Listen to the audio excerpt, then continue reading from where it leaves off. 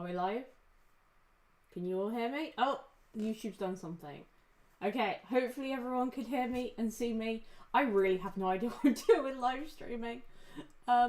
We have like a little chat with all the YouTube creators, and Codingo is sitting there with like all these assets, and I genuinely don't know what's going on. I don't think the microphone is great. 1 second. Yeah. Apologies, I have the jankiest setup on this desk. Okay, right. Sorry the microphone's straight in the way, but I think that's going to be the best way to hit me.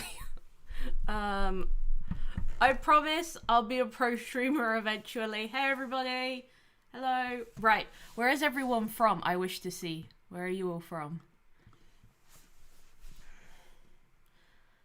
So, I've kind of got the chat over on that side. So that's got my chat window. So you can kind of see the delay. And above me is stream alerts, but I don't know what those are. So, there might be stream alerts. Maybe? I don't really know what I'm doing. So welcome to my living room. So you can see I've kind of got like a weird setup. This is like kitchen supplies. So, you know, pro streamer here. And behind me I've got a tiny whiteboard and a fake plant because there's no light in this place, this part of the room. So where are we all from? India, Singapore, Somalia? Wow. Okay. I know we've always got a ton of people from India, so, you know, shout out to everybody from India. Brazil, more India. Amazing.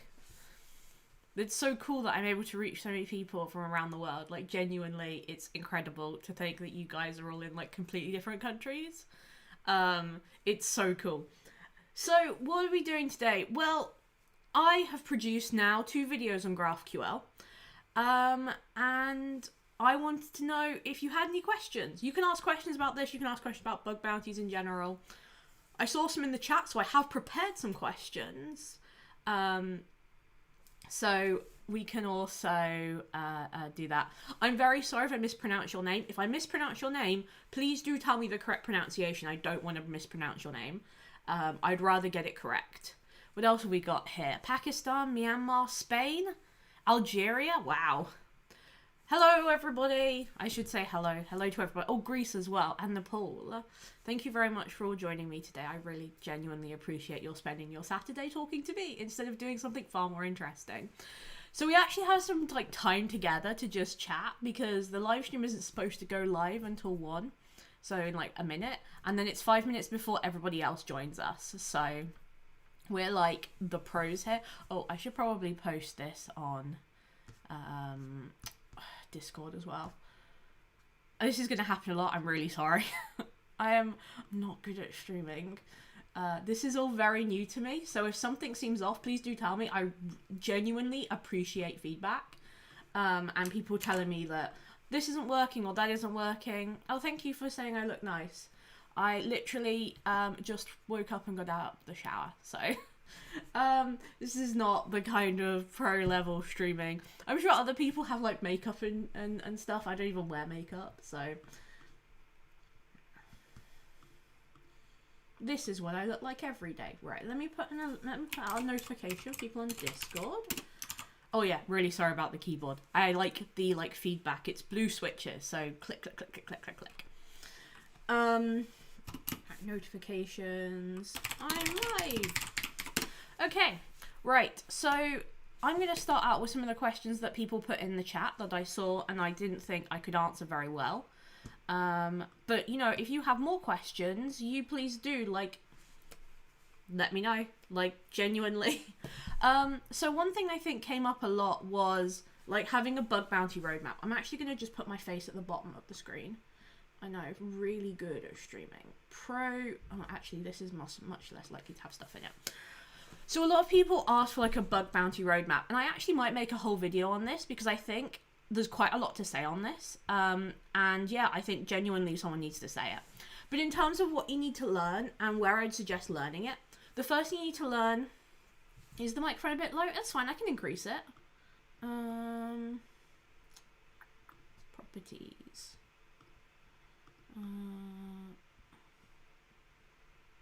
I should be able to just change that? No? I can put the microphone closer towards me. So we'll go with that as a solution to solve that problem. Yeah, I'm not used to streaming, by the way. I don't know much about streaming. Okay, that should be a bit closer. Right, so a lot of people ask for a bug bounty roadmap. So my first piece of advice is to learn how the web works. You should be pretty confident that you know kind of what a request is, what a response is, what the difference is. You don't have to learn like TCP and go through like the big documentation behind how it works, but you should be familiar with it. Like you should look at Burp and not be terrified of it. You can be very confused, but maybe not terrified. The next step I'd say is how to use Burp. So I have a ton of videos on this. You don't need to watch my content though. Other people have videos if you prefer the way other people explain it. Also, they have like tutorials and stuff like that if you prefer that.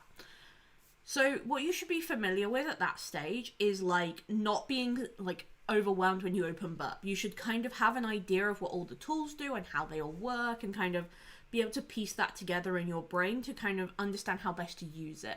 If you look at Burp and go, I have no idea what's going on, I don't know what to do, that means you still need to work on that skill. The next one is about what bugs are out there and how to exploit them, which are quite closely linked. So you should know a general idea of what are great bugs for beginners to find, for example. Now, HackerOne published something recently, and I actually have it because I was preparing slides for a conference today. If I just end my slideshow, very professional. Oh yeah, it's this slide. Okay. So HackerOne actually published this list. I'll put it on that screen and I'll display it. So HackerOne actually published this list here, which is the year-on-year growth of some of the vulnerabilities. So you can see here that cross-site scripting is the most common vulnerability, but it's growing quite slowly in comparison to something like information disclosure and access control and IDORs, which are all growing much more quickly. So in terms of what bugs to learn, I would learn the ones that are growing, because things like, you know, cross-site request forgery, CSRF, is becoming a lot less common, primarily because browsers got protection against it. Like, you can find them, but there's just no point in finding them at the moment. Like, it's just, there's not as much point as learning something like information disclosure. The conference is tomorrow. It's PancakesCon. I'm speaking at 8 p.m. I should share that link, actually. Give me a second. If you'd like to attend. I think it's streaming on YouTube from memory. But I am presenting here. Why do I need to sign into my own chat room to use it? Okay. Now? That's annoying. Okay. Well, here you go. This is the link to the conference. And I'm going to be talking about how to get into bug bounties and also about how to knit socks, because it's kind of, that's the thing. You talk about something security related and you talk about something that's literally anything else. What's Y? That is year on year, as in year on year growth. So year on year. And what that means is it's the change from like 2019 to 2020. So it's like the growth in particularly that time area. So in this case, like last year, cross-site scripting was at, say, I don't know, 100% of all vulnerabilities, and now this year it's 123%, so it's grown by 23%, if that makes sense.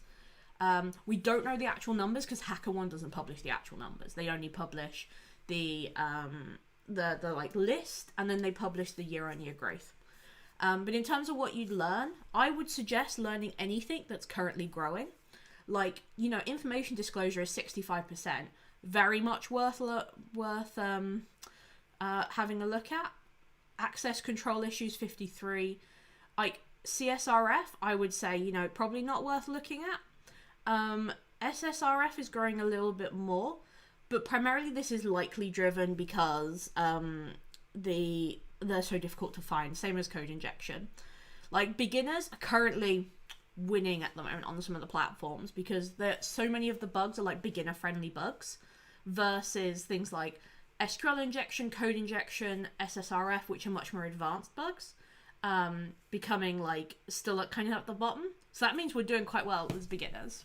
But yeah, so that's the terms of the bugs I would learn.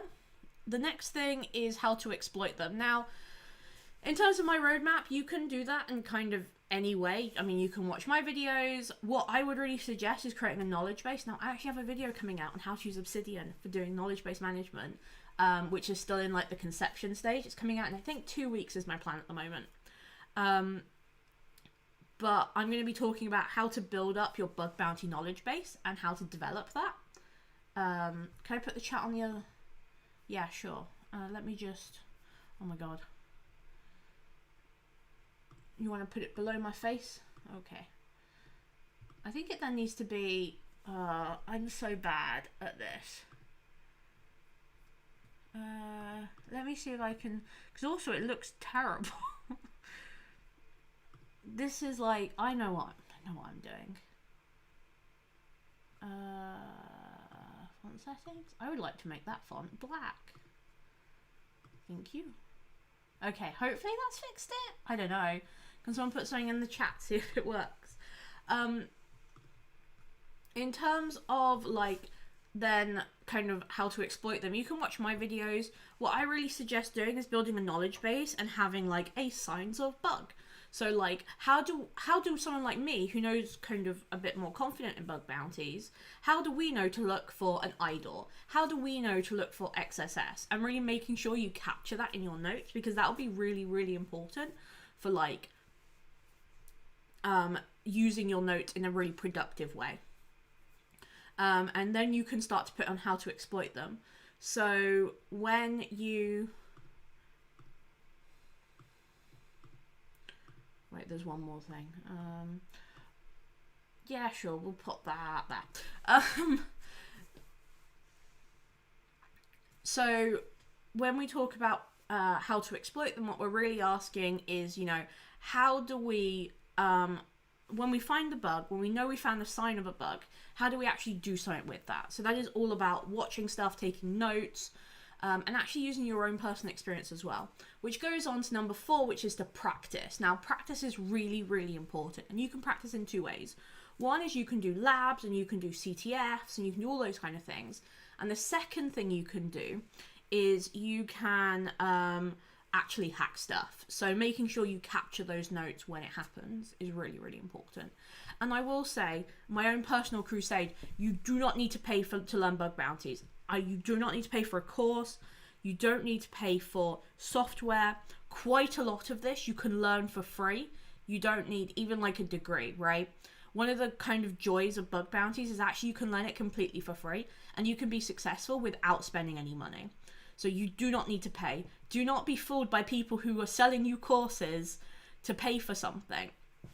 But there's been some question about GraphQL, so I'm going to go for them. And I'm just going to go to my little, like, yeah, sure, let's go with that. Okay, so what have we got? What all attack surface does GraphQL have in 2021? So GraphQL is quite, like, it's growing quite a lot in terms of, like, how it's being used. Quite a lot of the time, RESTful APIs are being replaced with GraphQL because it makes it a lot easier on developers to implement things. So I think it's really growing. Like GraphQL, I think in general is becoming really, really, really popular. So I think with GraphQL, very, very good to learn it. Really important, and it's actually not that difficult to learn as well. Obsidian is awesome. Notion doesn't have local storage, and Obsidian Sync is paid only. What I would suggest is using something like GitLab or GitHub, committing your notes because they're MD files, and doing it that way, or putting it into something like OneDrive or Dropbox or whatever cloud storage you have. Wonka fan says, looking forward to the Obsidian video, but feels a little over the place compared to a more structured approach. So that has actually been my experience with Obsidian as well, is that I like having quite a structured setup. So what I've really been looking for in like kind of my own kind of practice, if you like, is that I try to like make it as structured as possible. So I'm looking at the Zettelkasten method. Zettelkasten, I think that's how you pronounce it. Once again, no idea what I'm doing. Zettelkasten. Okay, so I've been looking at this method for learning stuff. Is there any alternative to GraphQL Voyager, since it gives a blank screen for me? Sometimes happens. I don't know. GraphQL Parthenum can be really good for working out how stuff is connected. And I think I think this is how Alistair or something.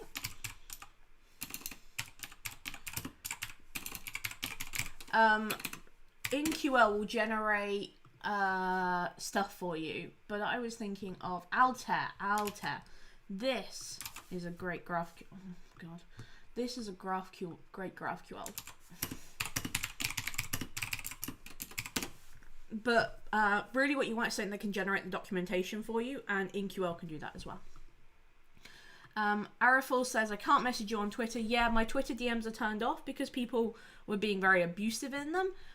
But if you would like to contact me, all you need to do is you can join my Discord. So my Discord is at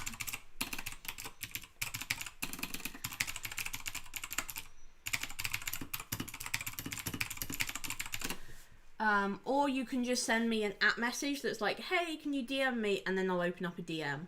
But other people were just sending me really rude, really abusive messages, so I had to turn it off for everyone, which is really, really important. How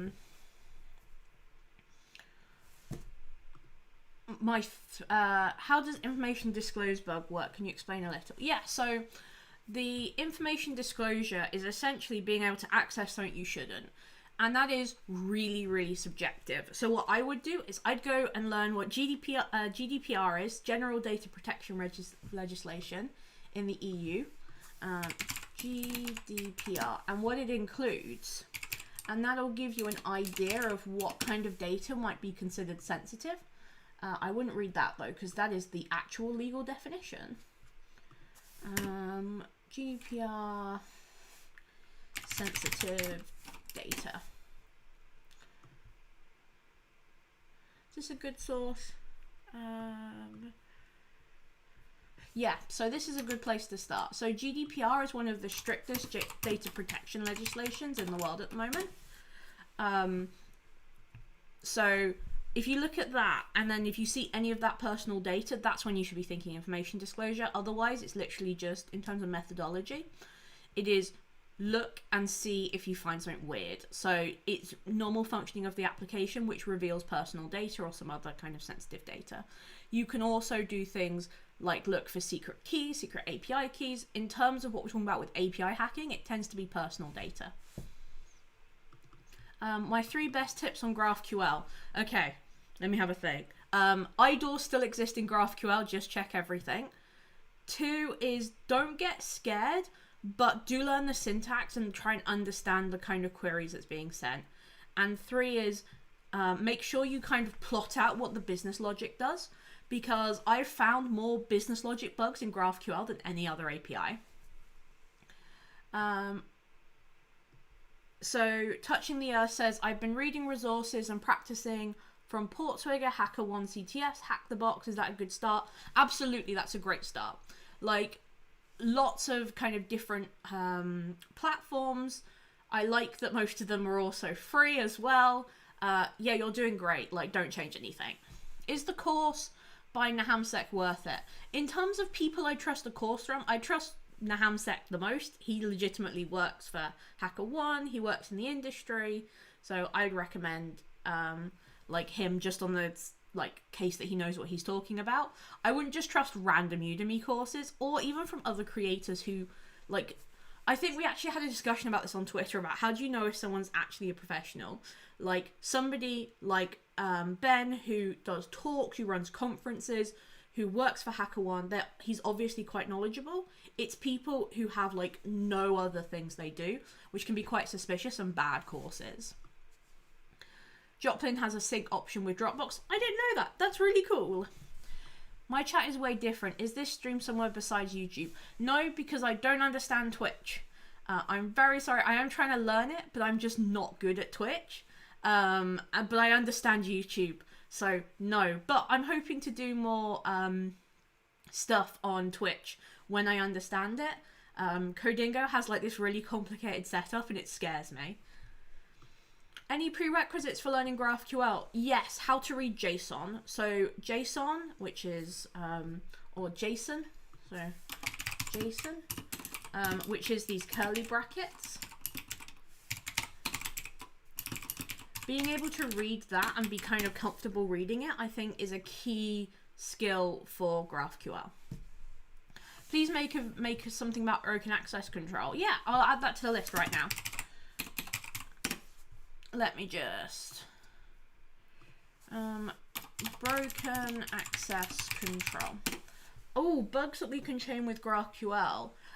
My favorite one is GraphQL to bypass a web application firewall to get an XSS payload in there.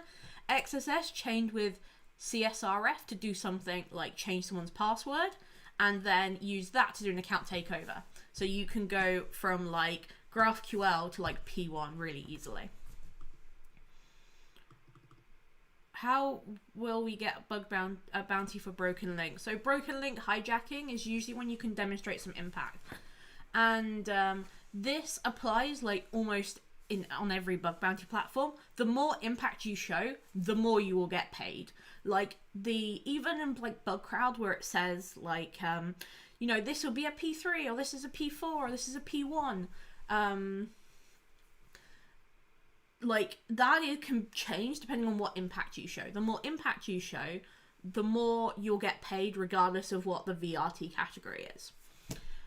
Do you think it's late to make money with bug bounties? No, but I do think that the people who are telling you how to get into bug bounties now have got into it a while ago and aren't necessarily kind of, this is going to sound really bad, down with the kids, hype,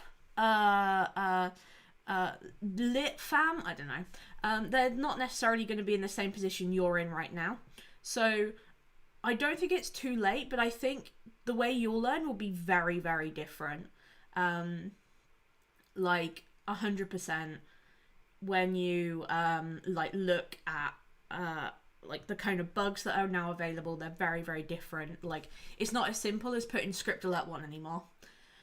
So I don't think it's too late, but I think you should be selective in who you listen to.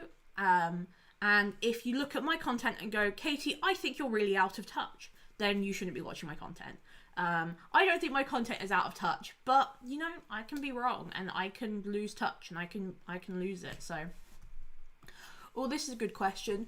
Noob Hunter says, how do you pick a program on HackerOne considering a kind of bug you're hunting for? That's a really, really good question. Like there are so many good ways to choose programs.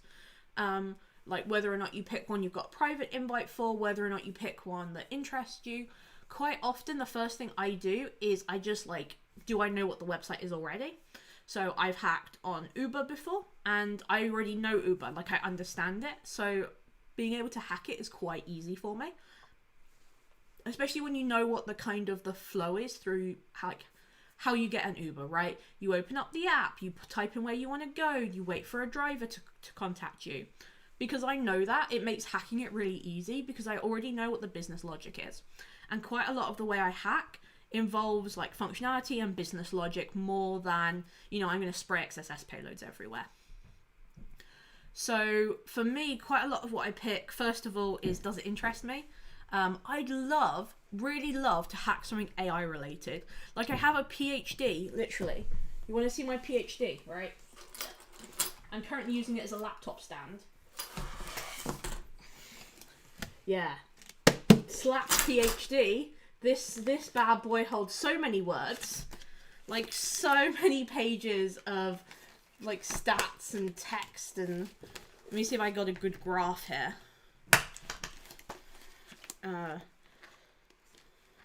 There we go. Look at that. Look at how blurry that is. But yeah, so I have an entire PhD in this. I'd love to hack something AI related. Like if I see an AI program, I would instantly go to it and go check it out. So I'm very much a kind of go with my gut hunter in so many things. Albany makes a great point. Like mention GDPR in a report, and you will get it more highly. Like the impact score will go up, and you'll get higher bounty. Daniel says, sorry this ain't GraphQL, but do you know of any downsides of using Authorize for automating IDOR searching? Everybody I know who's really good at IDORs doesn't use automated tools. They tend to just do it all manually. So I think it misses things, though I don't use it myself. I don't really know why I don't use it myself, to be honest. I tend to just do things manually. I don't know, it's because everybody else. But I think it misses things because, like, especially Space Raccoon, that man is a machine when it comes to IDORs. Like, I've duped with him so many times. Suggestion, start a YouTube channel like you. Start making YouTube videos. Like, I think people, like, hype it up in their brain a bit too much. My first YouTube video was awful. It was terrible. But you know what? It was a start. And it was, like, the first time I'd made a YouTube video. So just start. Make content, and things grow over time. Like, Live Overflow posted stats recently, and it took him like over a year to get 300 subscribers or something like that. So it takes a long time, but actually you can grow quite quickly in bug bounty specifically, I think, because quite a lot of us have shown this, that we've grown quite quickly. Good content will get you views. How often do I go live? This is one of the first times I'm doing it. I'm not a very good, not that I'm quite shy, because I don't think that's true, but I'm quite naturally quite a nervous person, so I don't normally do live streaming.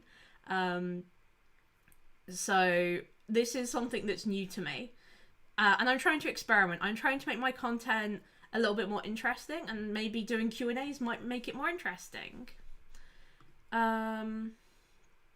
What is your methodology for bug hunting? Do you look for all bugs or a specific one? Absolutely fantastic question. So there are definitely bugs that I know if I work on them, I can find them. Like, I know that for a few bugs that, like, it doesn't necessarily matter what I do. One sec, I'm just going to write down some video ideas. Right, so it doesn't really matter what I do. I know that some bugs, I'm just going to be good at finding them. So things like IDORs, business logic for me works really well with the way my brain works for some reason. So I'm pretty confident about finding business logic. So quite, like, my methodology I think is very much chaotic, but it works, and I'm not really sure why. For one of my first bugs, like my second time hunting, my second time doing bug hunting, I was a mentee with Tom Nom Nom and Rhinerator in a hotel room. I'd gone to, I think, Rhinerator's hotel room to go do some hacking with them both, and I think within 5 minutes of showing up at his door, I had found a bug. And then later on that day, he went off to go speak to one of the triagers at the event.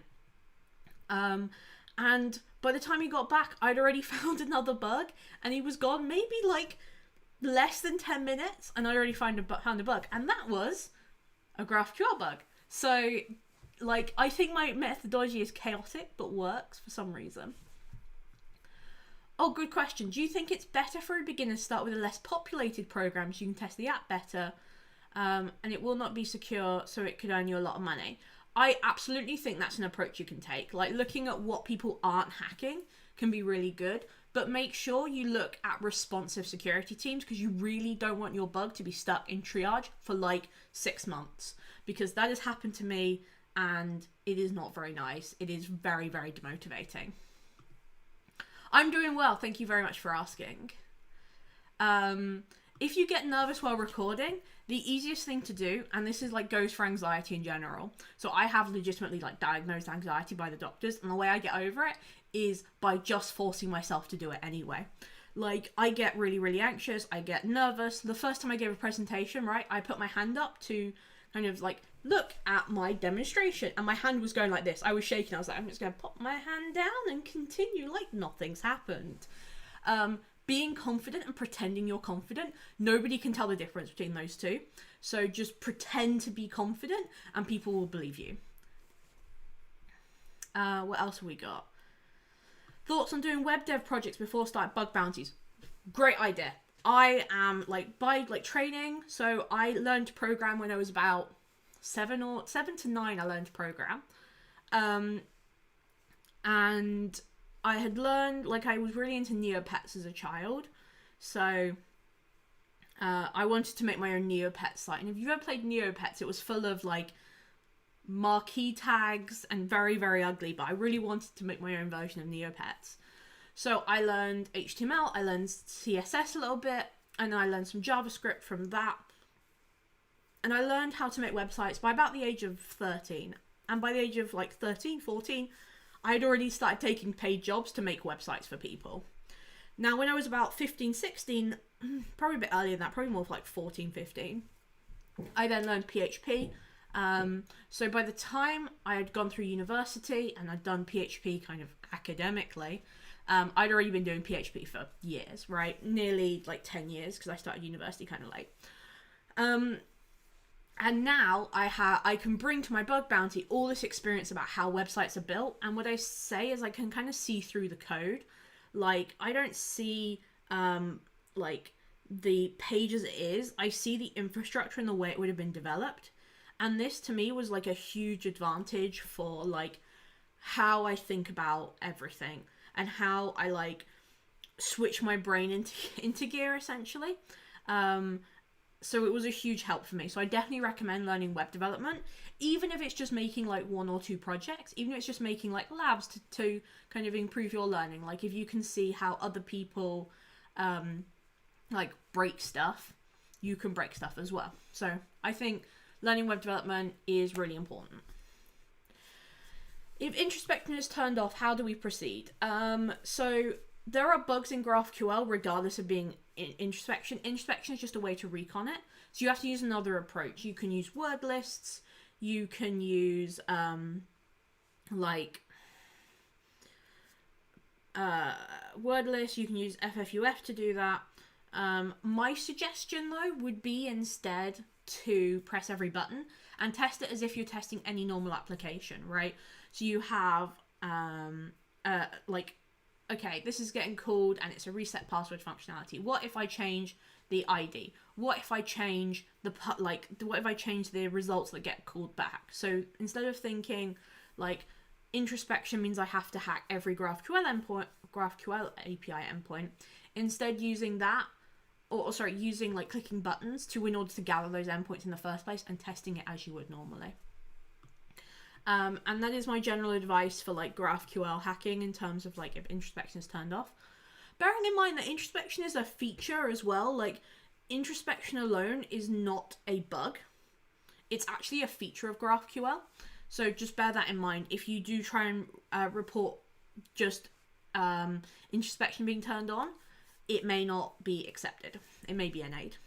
How to manage time for bug bounty hunting. Love it. Okay, so I got myself a cube. So this is my cube. You can see here it's kind of like we've got a YouTube side, we've got a research side, we've got an admin side, and what this does is it tracks my time on my phone so I can see how long I've spent on certain things. So that's my first piece of advice, is to track your time. The more you can tell what you're spending your time on, the more you can kind of regain control over it. Like, are you taking enough breaks? So if you're hacking for like 3 hours straight, you're probably not doing great at actually giving your brain time to rest and think about kind of the endpoints you've gotten, the leads you have, and to actually turn that into a vulnerability and turn that into a report. So that's my first piece of advice, is track your time. My second piece of advice is to think about kind of what you're trying to accomplish, like all the time. Yes, I do actually have, like, I played D&D, so I have a full set of dice, by the way. So this is a DA. I've called it my most expensive DA, or most expensive dice for D&D I've ever had. So what does it? No, I think Eldritch Blast might be a D10. But yeah, so roll this for damage. But yeah, the other thing is, like, when you're actually hacking on something, you kind of have 2 phases to hacking. So the first phase, in my opinion, is the kind of, not necessarily recon, but the kind of hunting down leads side. So that's when you kind of looking for URLs that look suspicious, looking for things that might contain bugs, and then you actually have the bug hunting, like the actual exploit delivery and stuff like that. So these are 2 very different tasks of the tracking down leads and exploiting stuff, making sure you balance those so you're not in a position where, you know, you're in exploit mode but you have no leads, and making sure you actually are gathering leads in the first place so you can exploit them, right? So it's that kind of balance there. Yeah, AT&T is the bug bounty retirement plan because that's the time you'll get paid. REST seems bug. REST seems done. Why would anyone choose it over GraphQL? Really good question. So one thing that a RESTful API offers is the fact that a lot of people have experience with it. So GraphQL, actually I can show this because I have the code. So this is the code that actually powers the API I showed. You can see, so these are my RESTful API things here. So I show you the API controller. You can see that each one of the functionalities here only requires like a few lines of code. So here you can see this one is the get request. If I'll put it in there. Get resource. So that's that endpoint. This one is post resource, and this creates it. Then down here we have get resource by ID. So get resource 1. This one is then our update, which is, I think it might be on this one, it might be a put. I think this is put resource 1. And down here, we have delete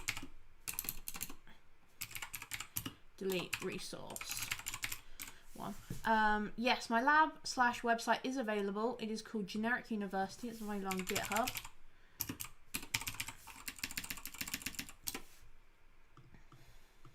If you'd like to do it. It's not got Docker or anything useful because I am a terrible developer, but you can install it and you can play around with it. Which one of these is my actual tab that I'm using? So here is the link to Generic University. So this is fairly straightforward, where we have like a get, a post, and really like if I open like the class controller here, because it just extends API controller, there's no extra code there. So this one here is like super straightforward for like developers to engineer. But like GraphQL, you can already see these ones up here are much more complicated. So if I go to generic mutation up here, I have to assign the type. I then have to say what the arguments are. I then have to go down here and give rules. I then have the resolve functionality. It's quite a different skill. Actually, you know what? I might increase the size here a little bit, so you can read it a little bit more easier. Just increase the font size. Let's go for 16. I think 16 will be a bit more readable. Okay. There we go. So you can see here that the code is much more complex in terms of like the actual code needed to make it work. So quite a lot of it, while good for like the side of being good for like bug bounty hunting and stuff like that, it's actually quite difficult to implement it. And then on top of that, you then have the security issues. So let's take grade mutation, for example. Oh no, it's vulnerability query. So this one also has an authorization piece of code as well. So it's really easy for stuff to get lost in a GraphQL API. And because of its complexity, it's really easy to accidentally make something public that shouldn't be. So in terms of REST versus GraphQL, GraphQL has advantages, but it also has disadvantages. Though quite a lot of them are security related, and therefore are great for bug bounty hunters. Not so great for engineers, though. Please be careful about your health. You should know the value of it before you lose it. Absolutely. That's such a good insight as well, Kemal. So actually, I can talk about this story. So I was finishing, finishing this bad boy. So this bad boy took me 6 months to write. It is 50,000 words. I was writing at my peak 2,000 words a day. And then I started a job at the same time as finishing this bad boy. Now, at the time, I had only really written, when I first started my job, this much of my thesis, because the background, like the literature review, like there's quite a lot in here that's just like, yeah, quite a lot of words. And of course, these are all my original words. So this is 50,000 words. It's 200 odd pages. of literally the last 3 years of my life. And I had a job at the same time. I was sitting at my desk literally every single day for all of my working hours, and I got really ill. Like, I have a stomach ulcer now, and I got that primarily because I was overworking myself and getting stressed and then sitting at a desk all day. So then I was having pain, so I was taking painkillers to help relieve the pain, which just made it worse. So if I could give you any kind of advice, it is, your health is literally the only thing that matters in your life, because having a job won't matter. Like, no one is ever going to read this PhD. This PhD could be utter garbage, and the only people that are going to read it are going to be my examiners, and they're going to tell me it's utter garbage anyway. So letting go of this thing and being like, okay, we let the PhD go. And then with my job, not putting no effort in, but putting less effort in, was a huge thing. And like, I take a ton of medications for my health now, and I messed up here, guys. I genuinely messed up, and I didn't put my health first, and I worked too hard. So my advice is, don't do that. I had to go to hospital during a pandemic. It was awful. And I was stuck in hospital for like 2 days, and I'm going to have a camera down my throat. It's not very nice. So don't overwork yourself. And bug bounties are fun, but don't like stress yourself out trying to learn this stuff. Just do it at a pace that works for you. Don't push yourself too hard. Sorry, I did want to just go on that rant. Re-bug hunting, is knowing web page structure more important than how the backend is developed? I think understanding how all the pieces of something come together is really important. So, I mean, let's take this page. Like, I know, because I've done a lot of Laravel, what a controller is. I understand what middleware is. I understand down here what the classes are, and understanding how that all comes together, especially in connected to the database, which through Laravel is mainly through something called Eloquent, which is an ORM, Object Relational Mapper. I will put that in the chat, because I know not everyone will be familiar with that term.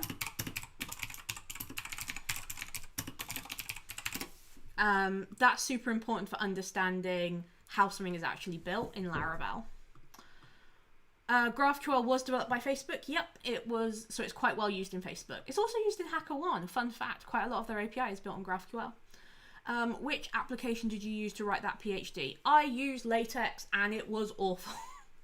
I am very much used, like, by the fact my videos are very much created in, like, where is, there we go.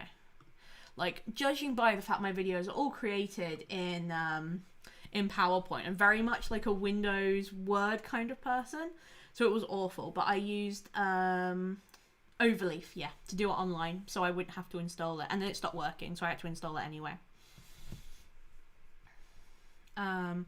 I know a lot of people do. I think it also doesn't help that quite a lot of the attitudes surrounding working in the hacker community are like, do the grind it, like, then you'll be successful. And it's just not true. You can be successful while also not killing yourself slowly. That is a choice you can, like, make. And I don't think enough people, like, represent good working habits on social media. Quite a lot of people get that kind of clout from working all the time. For the PhD, how many courses you have got? So in the UK, you don't take any courses when you do a PhD. You literally just do research. So I've been doing research for 3 years to kind of create my overall story here. I won't go too much into it, because I will probably make a video once it's been actually accepted and it's okay to go forward. But I did 3 years of research, and then I wrote my PhD. And that's essentially it. I've done a few papers as well. If you are interested in my academic work for some reason, you can follow Google Scholar, I believe. And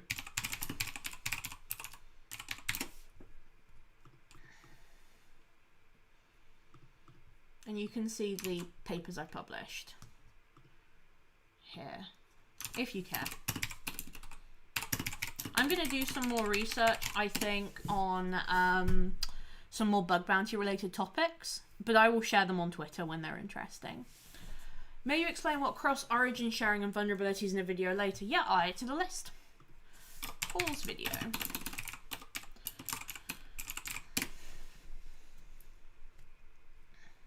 Latex is very good for big documents, but it is such a pain Like, I'm talking the day before my PhD was going to be submitted, all of my citations broke for some reason, and I still don't understand why. So I do not like LaTeX, and I don't know if that's also hatred because like I spent 6 months writing my PhD, and at this point I do hate my PhD.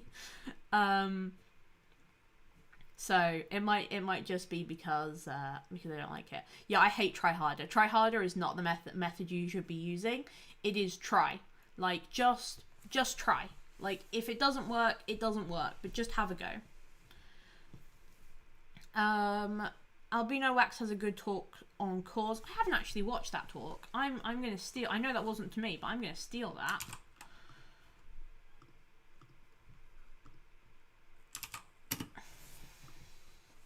Oh yeah, I'll put on a nice background. There we go. Right, let me just move this to the one where I can actually see stuff at the same time.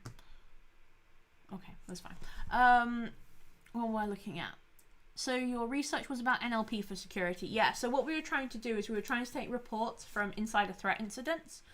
So news reports, for example, and map them to an existing method and then create some graphs to show kind of, you know, like those murder walls they sometimes have, where they have the red string connecting all of like the suspects and the locations.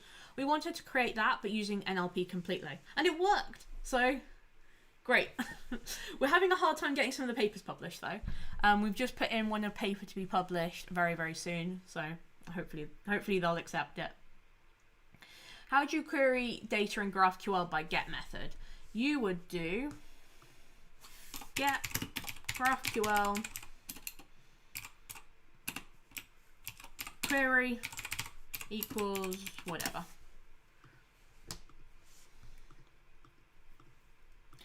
Yeah, so the topic of my PhD is all about how to understand reports of security incidents without having to read every single one manually, looking more at like how you understand it all as a corpus, basically.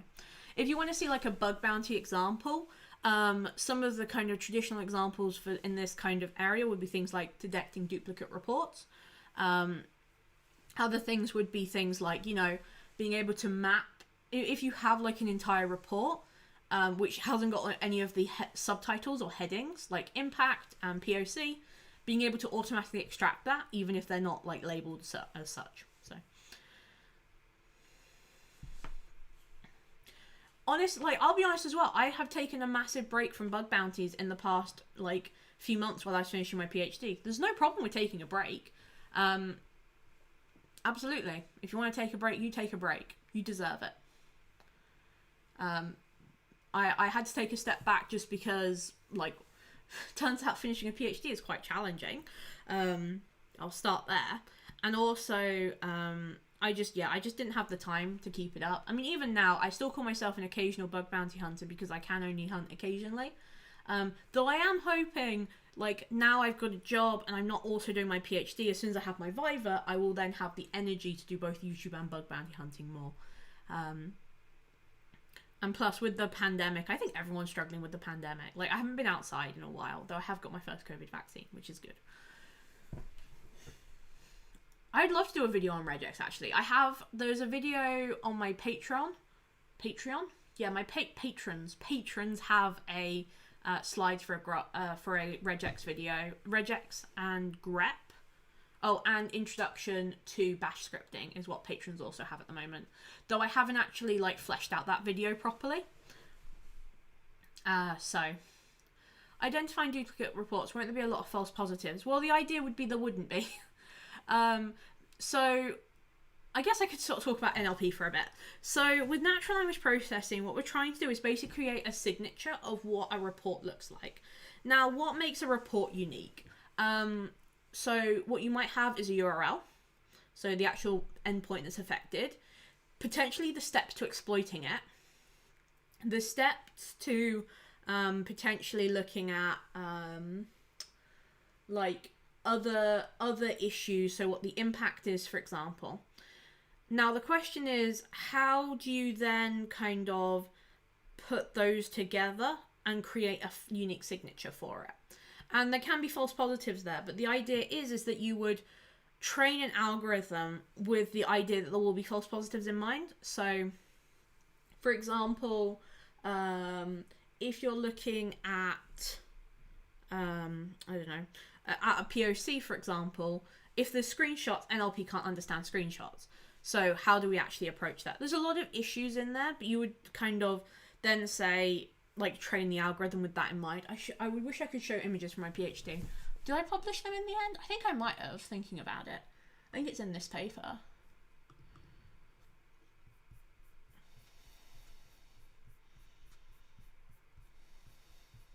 Oh yeah, okay, so I have published this. Okay, let me share this with you. So this is work from my PhD. So this is one of the methodologies we used in my PhD.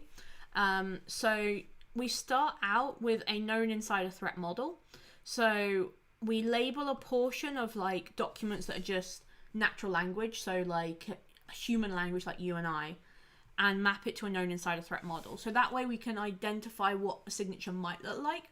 So like the motivation will contain these kind of words, and the the methodology will contain these kind of words, and it will contain them in different proportions, which create our kind of labeled documents here.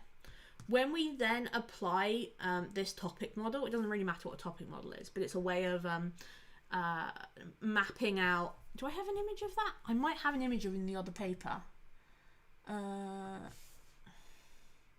No, I don't.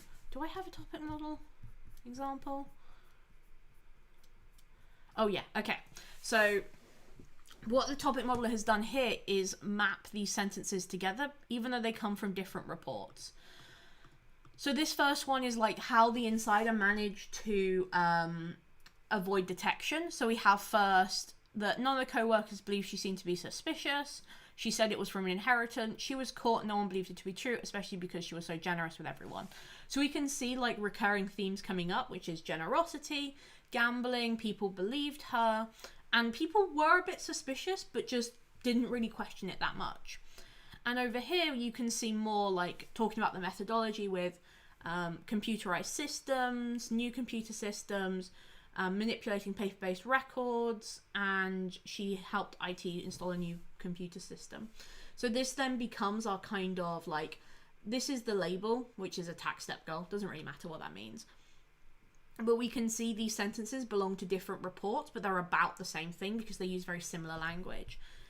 So we generate that by comparing what the labeled / coded narratives are with the computational narratives to tune the model. So we know what we would expect it to be because some humans have labeled it. So then when we create the model, we reward models which do it correctly, and we deny models that don't do it correctly. We like punish them. Do I have an example of that? I might not have an example because it might just be in my thesis. Oh, and that creates this graph as well. So these show how all the characteristics are related. Yeah, I may not have it in this paper. Other people will have it. But yeah, so you can within reason. I'm very beautiful. Thank you very much. That's very kind of you. I obviously don't get compliments on my appearance very often unless they're mean. So thank you very much. You need to accept compliments. Did you gain any relationship with IR reporters? Some of them are great explaining technical stuff. No. I don't know what an IR reporter is.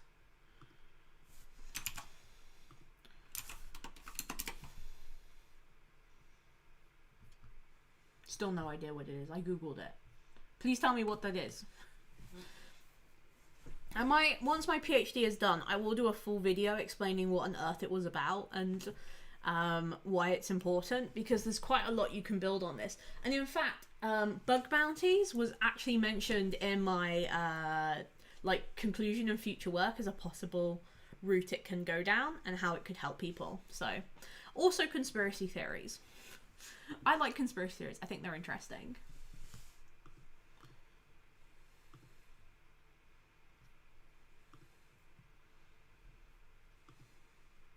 So I'm going to wrap up. Is there any last questions that people want answered and stuff like that? I know I've probably bored people with my PhD, but is there any other questions? Anything else people want to chat about while I'm live? I'm quite happy to answer anything you've got.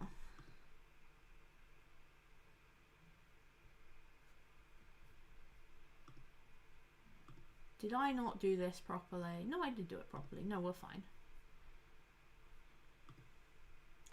So a post-Viva, not so Viva presentation. Yeah, I actually have slides already, because a lot of people have asked me. Right, I'm not going to give spoilers for future videos, because they may not come out and people might get excited. OneDrive, presentations, wherever they are. There we go.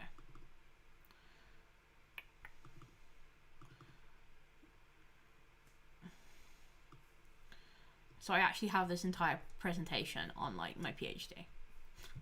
And then like the impact of my PhD is, yeah.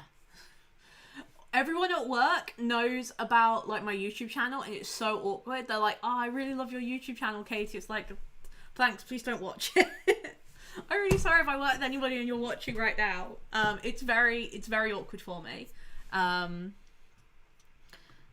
Oh yeah, looking at publicly disclosed reports. I've actually got the ethics in for this research at the moment. I'm waiting for ethical approval, but to look at bug bounty reports and derive insights from them. Thank you very much for saying I rock and that my PhD is interesting. Very much appreciate it. Love the fact that people lie to me. I'm just joking, but thank you very much, everybody. Oh, is it a group project for a PhD? No, it is your own original work. I did it all myself. You get a supervisor, but my supervisor is there to kind of give me advice on the academic side, not to do it for me. Thank you for saying my PhD is interesting. I think it's interesting, but I think the application of it is very boring. Like, fundamentally, I don't think inside a threat and using reports is that interesting, because I can't detect them. I can just better understand reports. But I think like using this to then look at something like bug bounty reports could be much more interesting. And I think there's some really interesting research there that I can do around like publicly disclosed reports. Thank you for my slide. It's like my awkward slide where I'm like, so yeah, I made videos on the internet and I've been interviewed. It's really, I'm still not really used to like the level of, I don't want to say fame because it's not really fame, but like the level of, I don't want to say influence either. My partner says it's really embarrassing to call myself an influencer. But I'm still not necessarily used to the audience size I have. So it's always a bit weird to realize that I have like people who watch me and who listen to me and who think I'm great. And that's like 20,000 people. I can't imagine everybody in a room. So like it's a bit crazy to me. And then people say, oh yeah, I like your videos. Like, please don't watch my videos. I went to one time when I first started out, like when I was making my very first videos on YouTube, people were like, oh yeah, go watch Katie's videos. And I was like, maybe watch someone who's better than me first. Is blue team the end goal? Like for my work? No. I think one problem I have with academia, in general, is that a lot of academic research dies in academia, right? They don't actually make it to people who want to use it. So quite a lot of the work I want to do revolves around actually getting academic like insights into people's real lives they can use it. So I don't want to be the kind of academic who sits there in their ivory tower doing science. I'd much rather sit down with people and be like, look, here's a really cool tool you can use that's based on machine learning, that's based on this research to improve your bug bounty, for example. Or to talk to a business and say, hey, look, you running a bug bounty program, you've got a lot of disclosed reports. Here's how you can make those reports not just read them once, but actually continue to make them useful in your organization. So quite a lot of the work I want to do, and I summarized it actually in that presentation. I think I might have closed it though. Yeah, I think I did close it. Let me just close this one.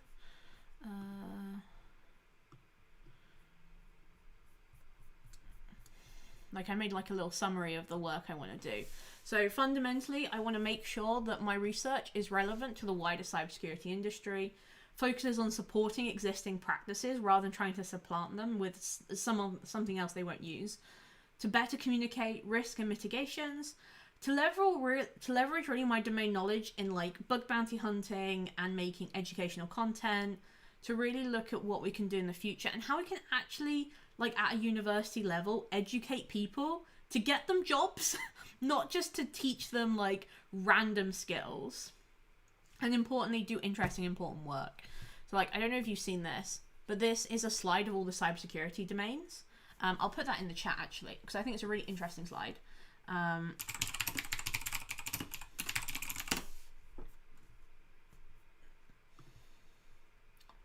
There we go. It's on this guy's LinkedIn, which talks about all the different things in cybersecurity. And like, it really shows how diverse cybersecurity is as a field.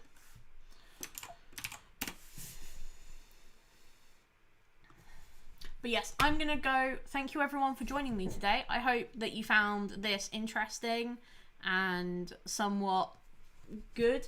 Let me know what you think, like genuinely. Let me know if this is something you want me to do more of, like release a big video and talk about kind of doing a Q&A. If you just want to see me stream more regularly, like it really helps me to know what I'm doing right and what I'm completely messing up. So please do offer me any feedback you have, as long as it's not like, as long as it's not you're ugly, get a new face. As long as it's not stuff like that, I'm quite happy to like take on board feedback and actually try and make better content, because I think not enough people listen to what their viewers want, and quite often they just do whatever they're doing. So yeah, is this something you liked? Is this something you enjoyed? Please let me know. Like I'd love to know whether or not this is actually worth continuing, and if this is kind of something fun, and also if this is like you get to know me perhaps a bit better. I will say, if you have any other questions, where is that? Yeah. If you have any other questions, you are of course free to join my Discord server, which I have open like some parts of the day. I might not reply instantly because I have other stuff in my life, but you will usually get a reply from me on Discord if you ping me. So if you do have questions and you'd like to chat one-on-one, please join my Discord. I am considering Twitch. I'm just not confident yet. I understand YouTube. You're like my YouTube family. So I know you. I recognize a lot of you from the comment section. By the way, like genuinely recognize a lot of you. But I do know YouTube's chat is a lot slower than Twitch's. So I do understand that can be really frustrating for both me and for you as well. But yes, I'm going to go. Thank you very much for watching, and I will see you all next week. I don't know what day I'm posting though, so it may not be on Wednesday. It may actually be on Saturday, because I might also do a Q&A.